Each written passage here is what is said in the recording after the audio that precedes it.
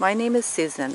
I'm a mother, spouse, and have been self-employed for 13 years. The reason I love being in the woods is there's such an innocence here. And you can tell, just listen to those birds. They just warm me up inside, and I feel a lot of peace in my heart. I used to hike all the time, but when I met my spouse, we started dating and he asked me if I wanted to try some higher level of hiking. We took more challenging hikes and it just progressed to climbing mountains and then eventually off the trail and right into the bush. The rewards I got out of hiking especially was bonding with my spouse.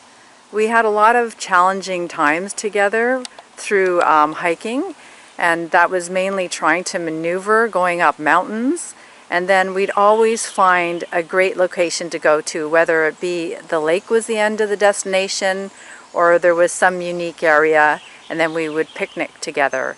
And that really fit into my health and fitness as well. We always felt rewarded that way. My name's Chris, and I live in Vancouver with my wife and partner, and I'm a father to a beautiful son. I originally got interested in hiking about 15 years ago. I happened to move to British Columbia and didn't really have a lot of experience being outdoors, and was really taken aback by the scenery in Vancouver and in BC. You know, doing some more challenging hiking, and for me, it's not only a physical benefit, but I do find it has a real mental and psychological benefit of just the relaxation and the meditative aspect of how you feel after a really intense bit of exercise or hiking. And it's become something that's very critical and important to me. My spouse and I took about 29 hikes, and I was 7 months pregnant, so at some point I had to take that break. After our 8th month break from hiking, we did another 36 hikes. We took our son with us hiking. We just thought this is something our family's going to do in the future, so we wanted to introduce him to it. I think when our son was first born, we were immediately excited about getting him outdoors and making sure he was experiencing being outside. And I can remember now when he left the hospital, and I actually insisted on putting him in a little carrier on my chest, and actually walking him from the hospital, which was about a 30-minute walk from our house at the time. And I remember we took the sea bus across to Granville Island, and he was maybe several days old and outside for the first time. Being healthy was really important to me, especially, when hiking, you've got to be fit. So I wanted to make sure that I nourished my body. And what I did was I really looked into vegan diets and tried all sorts of nutritious foods just so that I could be energetic. When I look at that picture, wow, was I ever fit. I used to hike right to exhaustion. I remember after walking out of my doctor's appointment, she said, "Sue, you're the healthiest patient I have." And I had this little smile inside because I know I worked so hard to get there.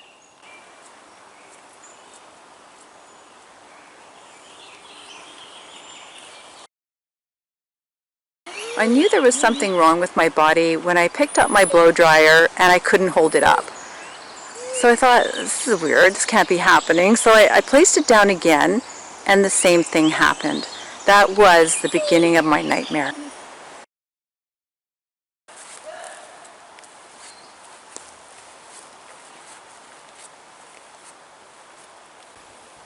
I think when Susan first got sick or was ill, there were a number of symptoms that started to manifest themselves, and I think the first one was just her general discomfort, and there was a feeling that she was in quite a bit of pain and on a regular basis. And over time, we started to see more specific symptoms Things like cold sores would appear on a regular basis, which she never experienced previously. She had a drop in her eye on her face. There was clearly a facial droop that had developed. She had severe pain, debilitating pain. Often she wouldn't be able to stand up or walk, even just down the street. The pain would be so intense, she'd have to sit down or often lie down. So, over a several month period, from being super healthy, it was clear that there was something seriously wrong with her health. The most distressing symptoms I had was heart palpitations. And that's really scary because your heart is going out of rhythm and there's nothing that you can do. And the other thing that happened as well was it's air hunger. So I'm breathing and then all of a sudden I'm not getting air, and you're trying to get some air to come into your chest, but nothing is happening. Just thinking back on the various symptoms that she was experiencing over many years, the first thing that comes to mind is just the intense level of discomfort and pain that she was experiencing on a daily basis. Her neck, her back, her arms, her hands.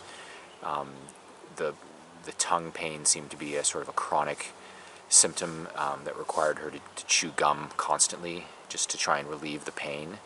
And the pain itself led to a reliance on certain medications, whether it was just to get a good night's sleep, having to take a sleeping pill or a painkiller, which in the years before she got sick and I had known her, I'd never known Susan to take any kind of medication or pills for anything. The most distressing thing about Sue's getting Lyme disease and getting sick, I think really was the frustration and the inability to get a diagnosis and to really understand what was happening at the time.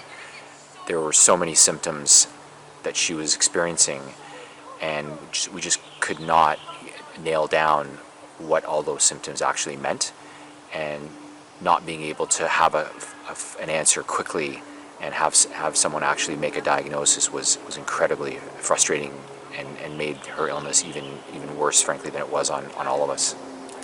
Primarily because we just didn't know what was wrong, and that really goes back to how perverted this disease actually is.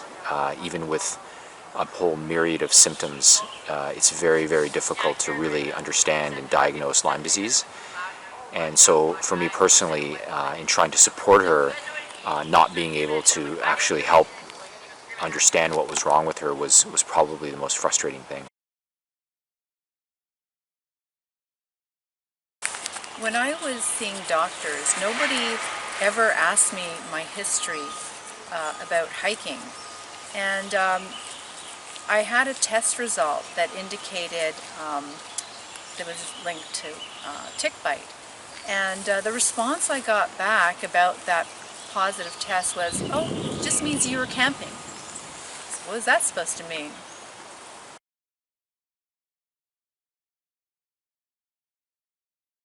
For me, all the test results I had seemed to be related to Lyme disease. But I was sent to various doctors. I had multiple symptoms, and they were checking each one, and I couldn't understand that. After seeing my cardiologist a few times, I asked her if I could have my reports because I just wanted to understand what I had. And as I was going through the documentation, I was actually taken aback when I noticed that it said I had right bundle branch block of the heart. Right bundle branch block is associated with late-stage Lyme disease. I did see one specialist which said to me, "You need to see a psychiatrist." And I said, "I beg your pardon?" And he had his face 4 inches from mine and said again, "You need to see a psychiatrist." When I went in to see one of my doctors, she said to me, "What do you want now?" And I put my head down and I just left.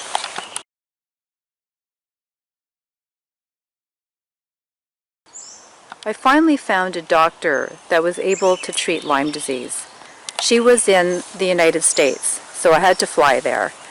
The treatment I received was 3 years on IV antibiotics.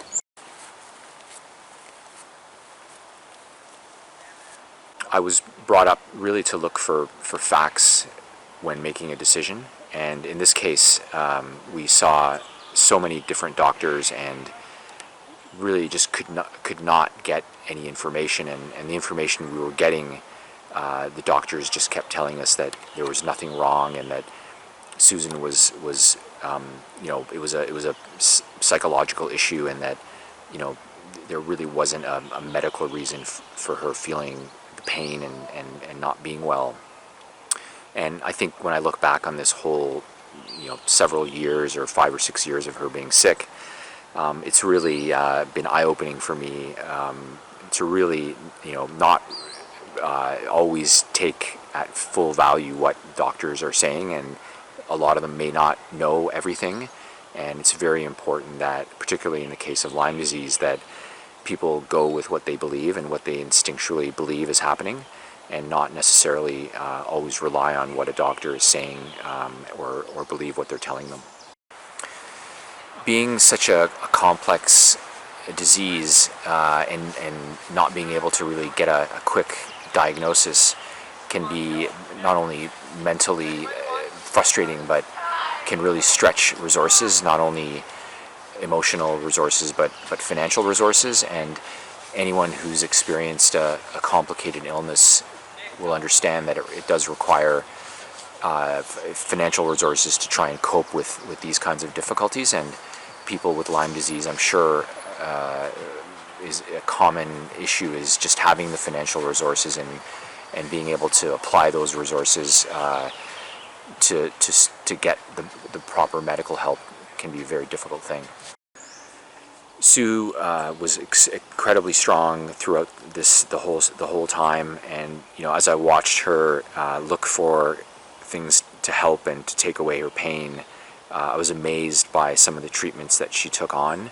One of the things I was incredibly amazed at was the treatment she was giving herself, actually, through an intravenous IV, where on a daily basis she would have to actually prepare and administer antibiotics through an IV to herself, which was amazing. I'd never seen that done or anyone do that in the past. And the search for answers and visiting different doctors and traveling to find the answers showed an incredible amount of courage.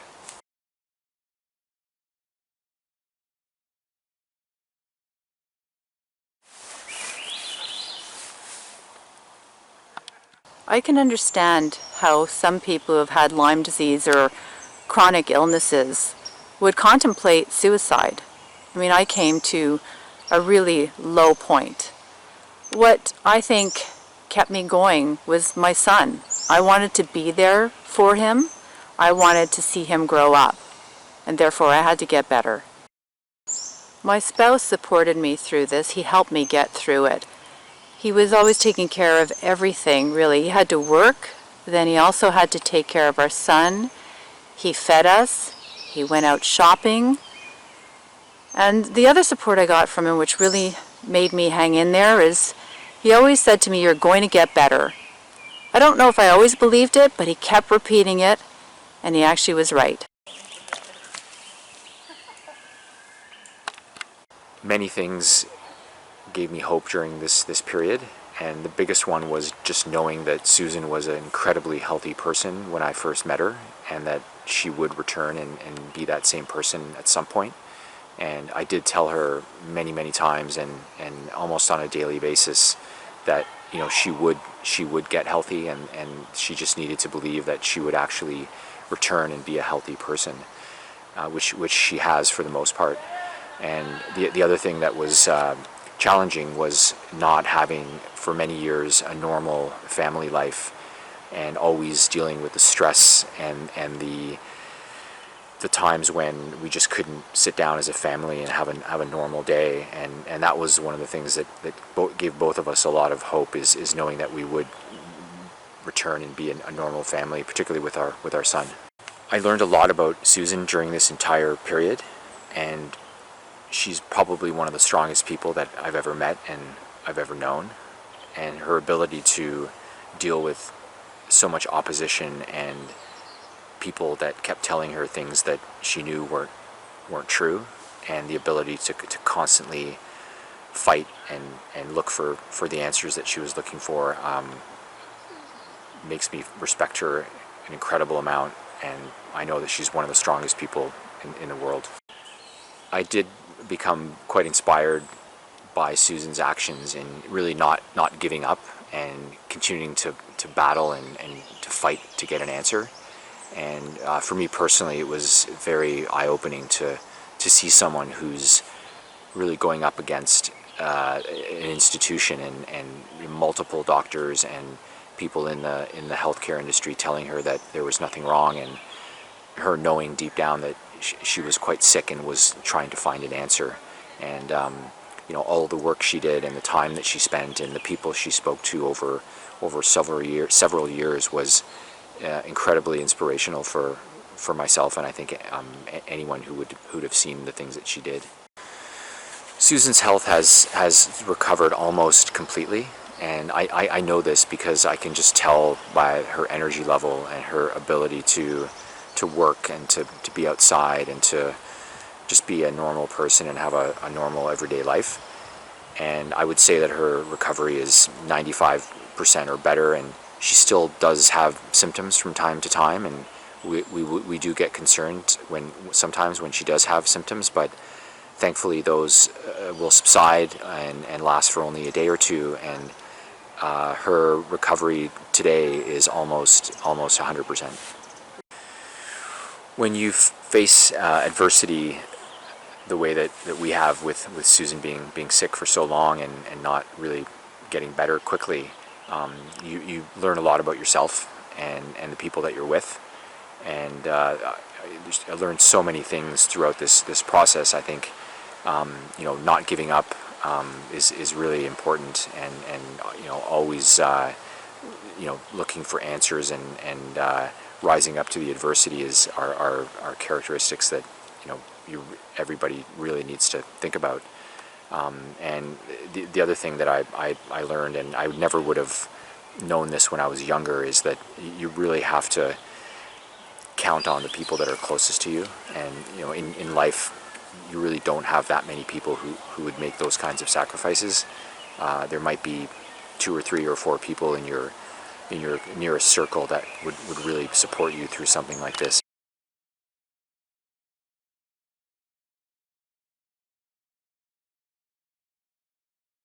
My illness lasted for 6 years, but now I really feel like I have a new lease on life.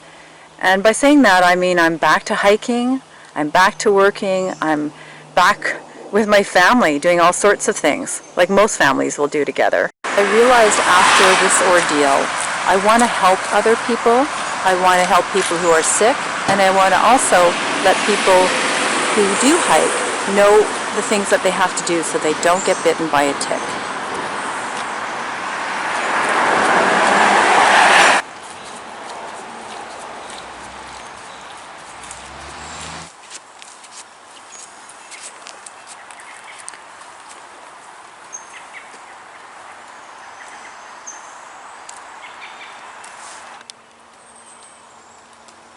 Having had a Lyme disease illness, I decided to post this up so that other people can be aware that there are ticks here in the forest. Now, I really wish that this sign was here when I started hiking, so I could be aware that there were actually ticks.